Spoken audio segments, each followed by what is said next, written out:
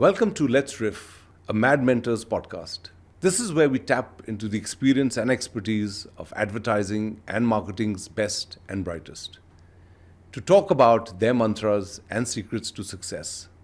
I'm your host, Glenn Island, and I'm thrilled to be here with an ex-colleague and a dear friend from the ad world, Mr. Shivanand Mohanty, fondly also known as Doc. He currently is creative partner at From Here On.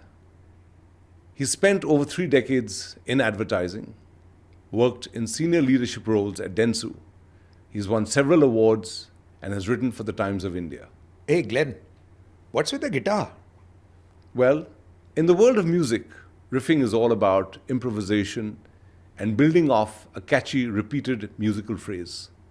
It's a way for musicians to explore new ideas, feed off each other's creativity, and ultimately create something truly inspiring, which I think blends perfectly into how the crazy world of advertising works. So, Doc, before we get started, let's have some fun. This is not to test your knowledge about the best ad, but this is going to be about a test of your knowledge of music. I call it the riff test. So I'm going to do 3 riffs. I'm going to see if you know any of them. So here we go.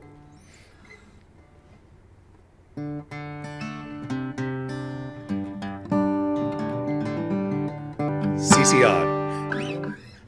Wrong. Oh, this is Lynyrd Skynyrd. There you go. Let's go Sweet Home. Alabama. Okay. But that's one wrong. Okay, let's try another one, okay?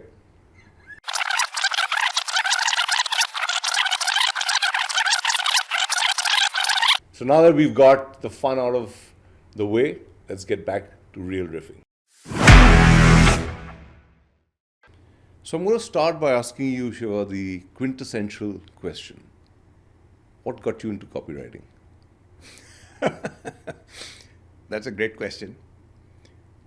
The short answer is an Air India hoarding. I saw it when I was in college. It was for a blood donation drive. Yeah. And the headline read, blood is meant to circulate, give. I thought that was really smart, really clever, and also quite hard-hitting. And that piqued my interest to figure out, who does this kind of work. Yeah. And that's how I discovered advertising as an industry, and then copywriting as a profession. Right. Then post-college, obviously, I did the rounds of the agencies, did, your copy tests, and some decades later, here we are. 30 years 30 years later. Okay, good. Awesome. So my next question is, for someone who spent 30 years, 3 decades in the ad business, and you've probably come across thousands of campaigns, which, or let's say, if you can tell me about the 3 campaigns that have stood out, Right. and why? This reminds me of Desert Island Discs, that celebrity show where they ask celebrities which are the 10 records you want to spend the rest of your life with. Right. And, for any advertising person, it will be very, very difficult to figure out just 3. Right. I'm going to give it a shot. Okay. So the first campaign for me would really be, one of the initial, somewhere in the 90s, I saw this campaign for Nike. It's for runners. And it had Wyden Kennedy, beautiful shots of people running, except you could hardly see them. The visuals were stunning. It was like most of it was cityscape with a small runner somewhere. But the writing captured the spirit of running in a way that so many years later it's still difficult to forget. I can almost quote you one of those ads. It says, there's a madman running and he's snarling at dogs, right? And, something, and he's got 4 more miles to go. And it's an early morning shot of this guy running across a bridge. Yeah. Just Do It. Yes. That was the first time I saw Just Do It. So that is an unforgettable campaign for me. The second one actually comes from Dentsu. Yeah. This is something when I was working in Dentsu, I got a chance to see some of the work from Tokyo, and this was a campaign for a Toyota car called BB. It's a very small, funky car designed for the young. And Japan, as you know, saturated car market. Yeah. A lot of options for at all segments. And this they were aiming specifically at the young. And the beauty of it is the whole thing was promoted like, yeah, this is a car, a funky looking car, but it had an excellent sound system.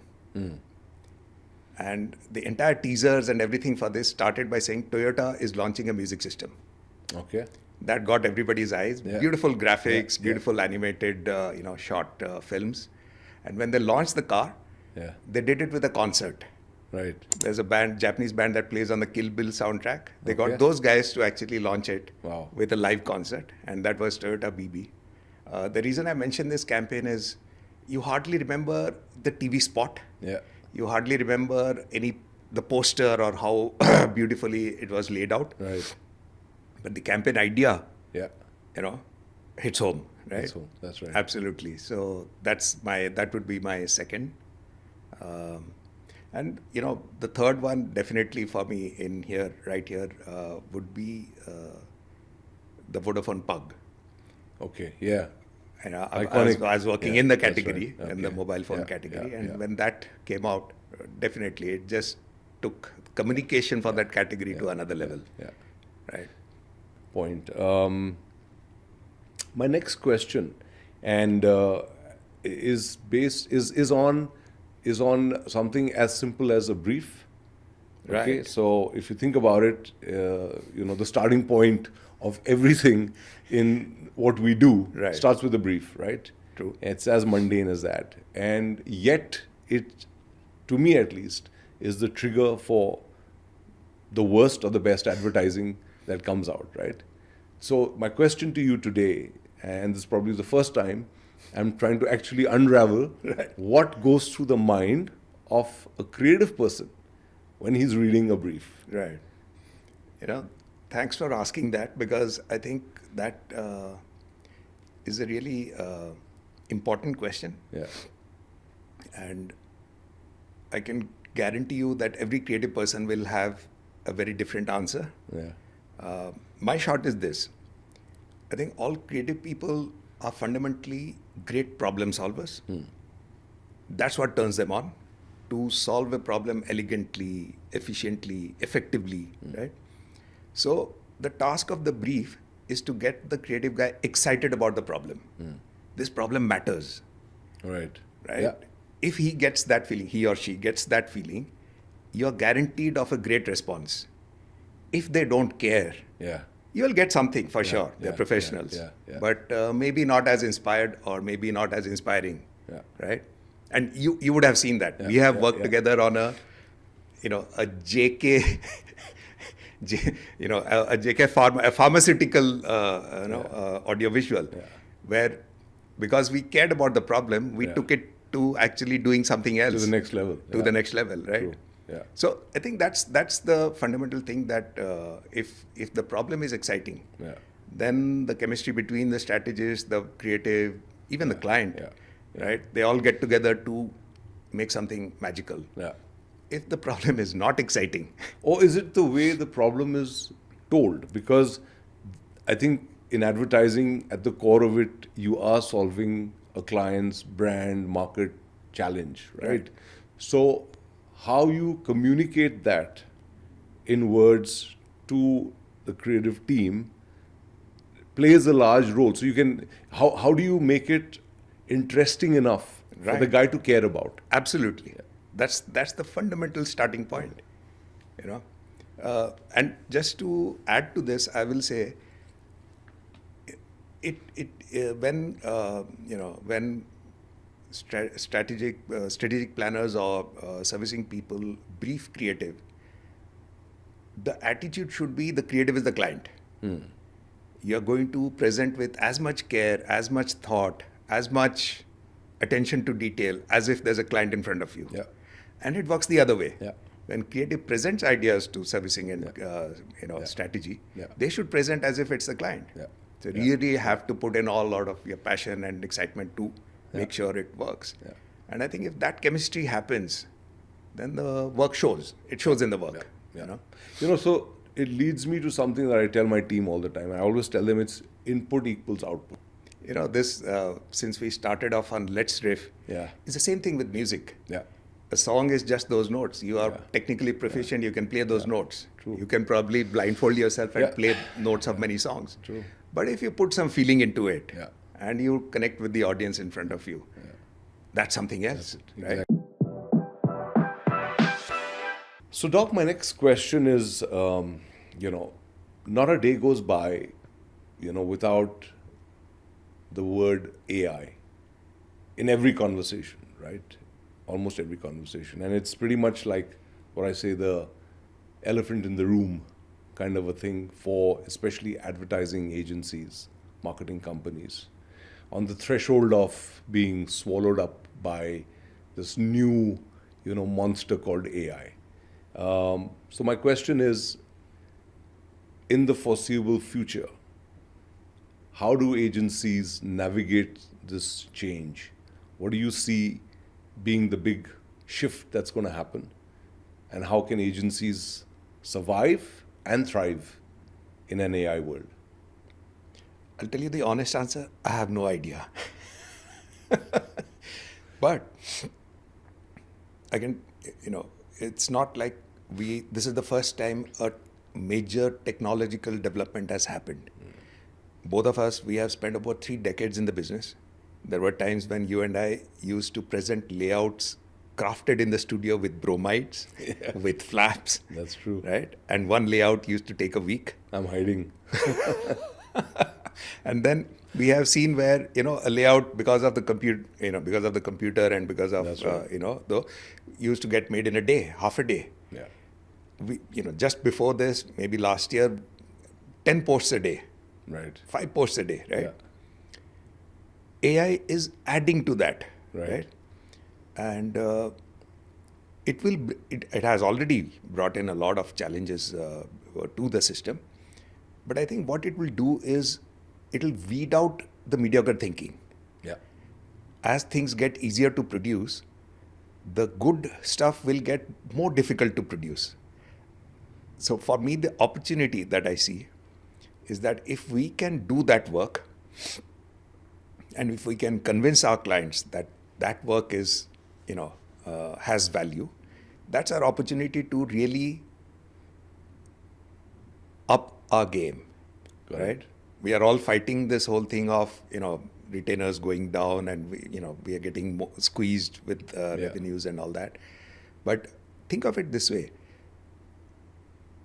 Most people who use AI will be people like us. So therefore, there will be the good, the bad, and the brilliant. And, think of it this way that, there are many knockoffs made in various parts of the world. Yeah.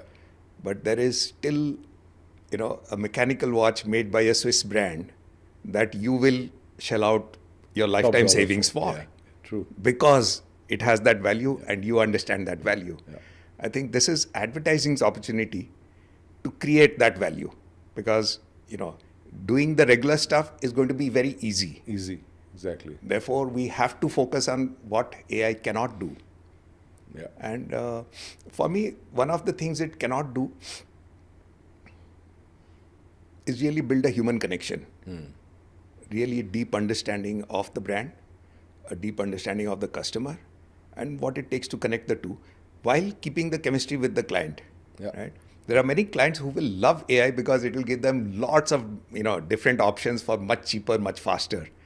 But that's not the end of it.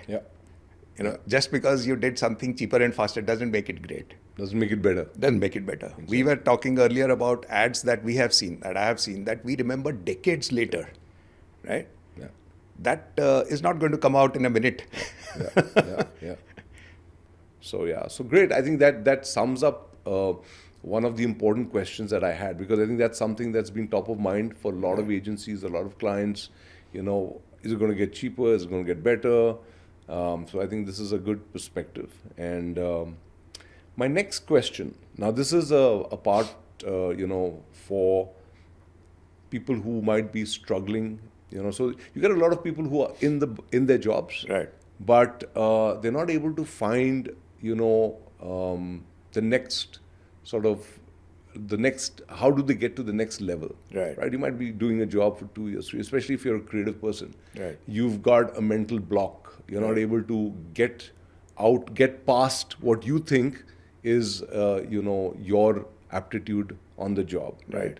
So part of the Mad Mentor sort of platform is to help young executives, young creative people, Right. okay, to find answers from people like yourself, to be able to break out of their, let's say, challenges and find answers so that they can move to the next level. So my next question really is for those copy guys, copywriters out there who are struggling Right. to, understand what it means or what does it take to get to the next level, and to those who are just starting out, what would you say to them?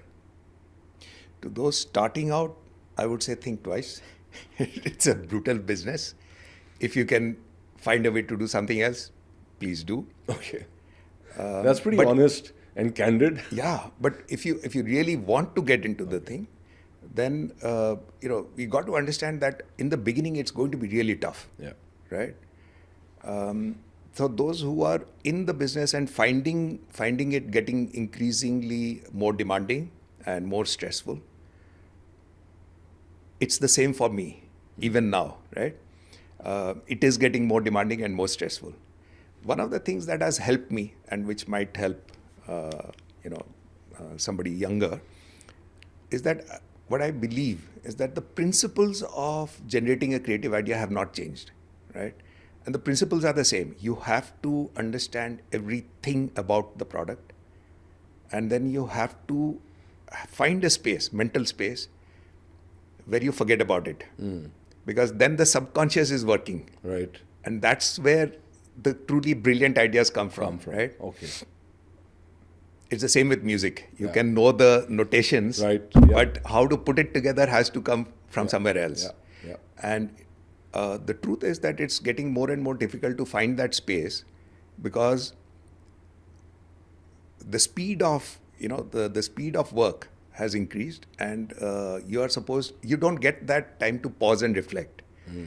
It's a very interesting thing that I was reading on one of these internet thing about one of these strategists.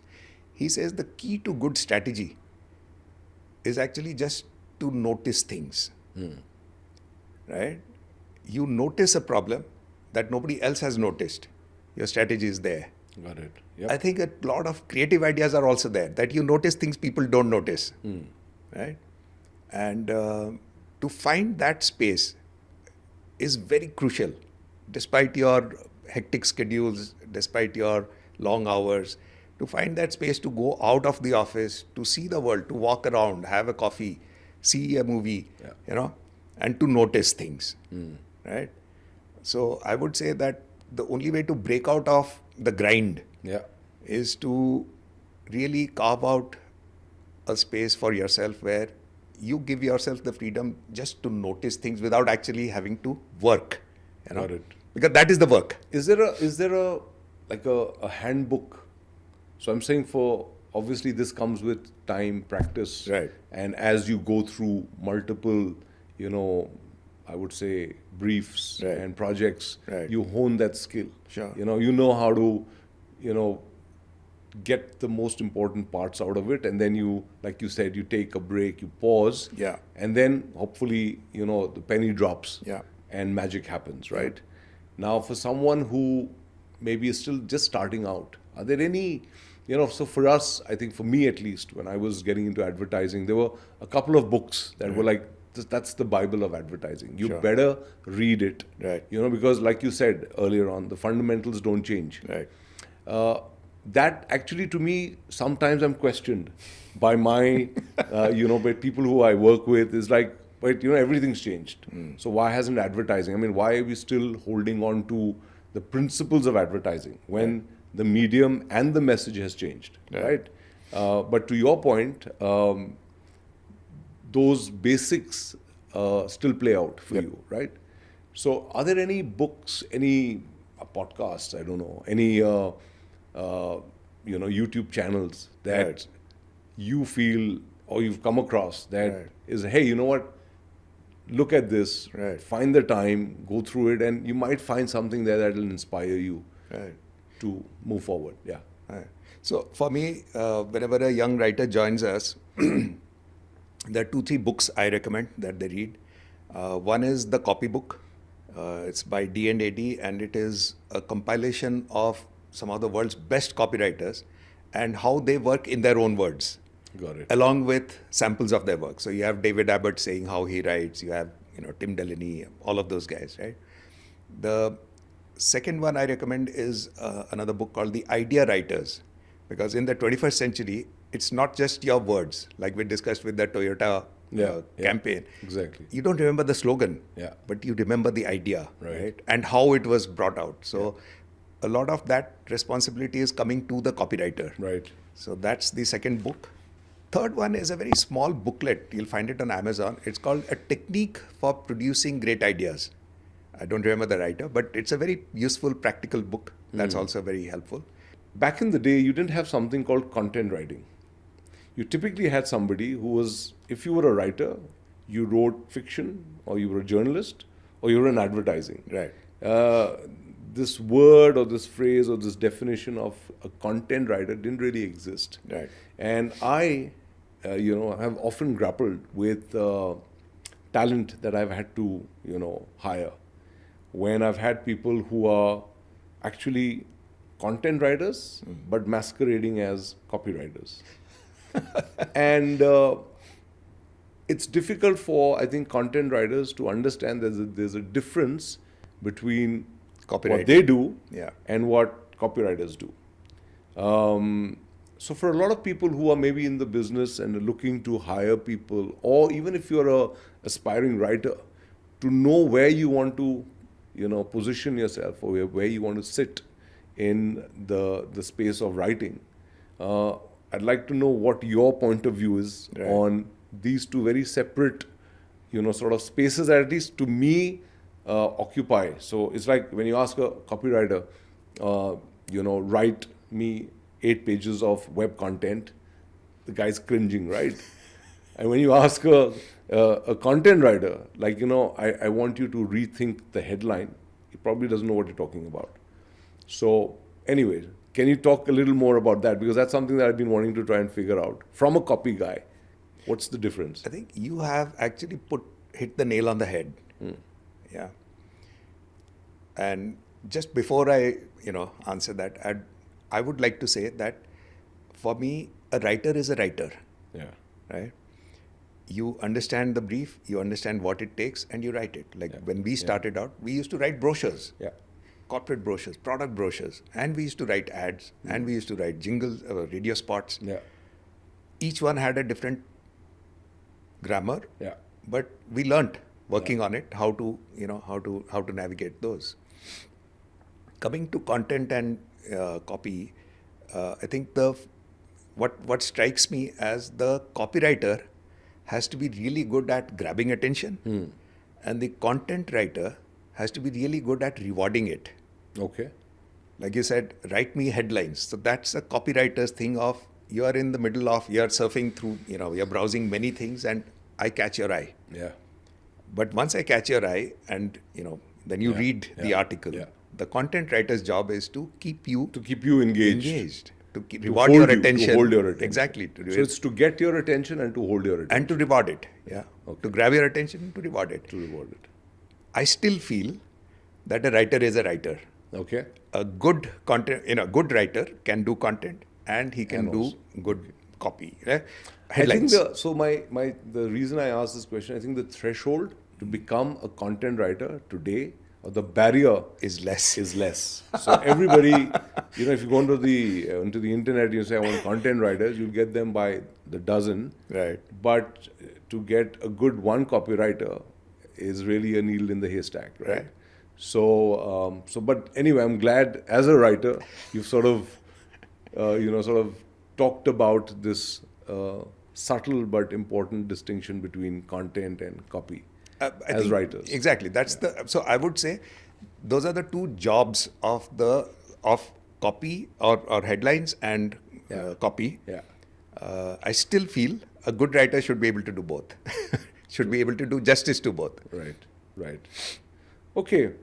Quickly, we'll finish the next question before we sort of do a little bit of a riff. Right.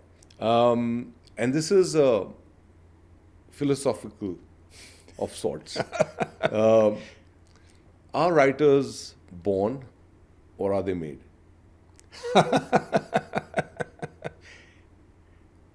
I feel they are born. I feel if you don't have the urge inside Yeah. to write, to express yourself, to express something, to bring some new thoughts and ideas into the world, we can't train you to do it. We can train you to understand what a brand is. We can train you to, understand differentiation. We can train you brand values, all of that. But unless it comes from within, Yeah. Yeah. you won't. It's pretty much like music, well. right? Absolutely. Yeah. Yeah. It's got such a good crossover because if you are not, I won't say born with it, but if you don't have that sort of intuitive sort of sense around music and you don't have, a certain flair that I think is you're born with it. You're born with it. You can't sort of make it or create it. Yeah. So yeah, I think that's good to know, because so it's good to know at the same time. I think for the struggling copywriter who's been in it, 3 years, so you jumped into copy, and you say, hey, you know what? I have a flair. I used to write in school. I used to write. I was part of this club, and I was part of the writers club, and for want of anything, you drift into advertising and you become a copy guy. And then 3 years down the line, you're like thinking, you know what, this is getting hard. And I've met people actually who've found that they don't necessarily have that passion, and they're not they don't have that inborn sort of a thing, Right. whatever it is, Right. and that doesn't help them. That sort of holds them back. Right. Because no matter how much of hard work you do, you're not going to get to be able to break through that, let's say, inborn talent that you don't have. Yeah. So I would say talent definitely, and the inborn inspiration. Like you need to write. Yeah. Unless you have a need to write, Okay. then this is not the The profession need to for write. you. It's like a kida. Yeah, exactly. Got It's it. the same as music. Yeah. You could be doing a day job, but at the end of the day, you go back home and you have to spend those 2 hours practicing. Yeah. You need that. You need that. I Right. get it. Yeah. Okay, and I think since we're going on with this, let's just quickly wrap up one more question, which is, for, and I say people like us, okay, who spent a long time in the business, with AI looming, the reaper, you never know what's going to happen. Okay, with all of that, how do you stay, A, relevant in the business, and B, still passionate about what you do? So the first part, honest answer, I don't know. But the second part, which is how do you stay passionate about the business? I think advertising has been really, really great to me. Not just in terms of the career path and the progression, but in terms of the things I have learned. Right? Yeah. Advertising is probably the only, profession where at maybe you're 3-4 years into the business and you create something and the client buys it and it gets made and the world sees it and you can raise your hand and says, I did that. Yeah. Which That's other a profession feeling, can yeah. give you, unless you're like a fabulous An content actor creator. or a singer. Or a singer, exactly, Whose exactly. things live on. Yeah. Right, yeah. Second, I feel that even today, just because of there's so much, inspiring stuff out there. There's a lot of bad shit there, but there's a lot of inspiring stuff out there. I recently came across and I, had a chat with this writer and who does a lot of B2B work and he specializes in that. And he had a very interesting way to explain what he does. He says, I write the first thing your customer sees. So whether that's a subject line on an email or whether it's your visiting card, that's his specialty. Got it. And he was explaining the process of advertising, the way he understood it. And it kind of struck me, so I'm sharing this. He said that, copywriting is basically you have to take your customer from here to here. And this is like a flat desert land. And there are these mountains. And the job of, you have to be very clear about the job of each piece of your writing. And he gave an example from his B2B perspective. The job of your subject line is to get him to open the mail. Right. You are in Mountain 1. Yeah. The job of the mail is to get him to click the registration form. The job of the registration form is to get him to fill. Right. And so on and so forth till you get him to buy. Got it. And that's a great perspective. Like Yeah. even when we see the problem, that's a very big problem. Yeah. But if you break it down, this is all you got to do. This part has got to do this. Yeah. Point being that you learn something new about this business every day. Right. And Right. you will never stop learning. In fact, I think the way you've articulated it again, like I said, this podcast is all about inspiring young talent, about telling them that here is one way to solve, like you earlier talked about the fact that we are problem solvers. Absolutely. At the end of the day, right? Yeah. So you got to look at it as a problem and you got to break it down in the way that you explained. I think it's beautifully done. The last question for the session or for the podcast, and it's an existential one. If you weren't a copywriter, God forbid, what else? What would you do? Okay. I really wish I had the talent to say that, I would have been a musician, but I know I don't. So maybe something like an architect or design. Yeah. That would have been my choice. Your default. Default choice. Yeah. Your default choice. Yeah. Okay. But yeah, no Well, complaints anyway, I think God's been kind. about very kind. The industry's been kind. Very kind. For I think a lot of us, we still sort of getting in there, doing our little thing, and So on that note, I think firstly, thank you very much for spending time, taking us through all those experiences, giving us all the things that have helped you become the copy person or the creative person you are today. And I think that's some great learnings there for people who are listening in, to find that here is something that can help you, break through points where you're stuck. Right. I think some of the answers that you've given us, I think are beautifully crafted. So thank you once again, and for being on the Mad Mentors podcast. And hopefully we'll have you back again. It's been a pleasure. Thank you. Thank you, Doc. For those listening, don't forget to subscribe to the Let's Riff podcast from Mad Mentors, your new coach for advertising and marketing. Until next time, keep riffing.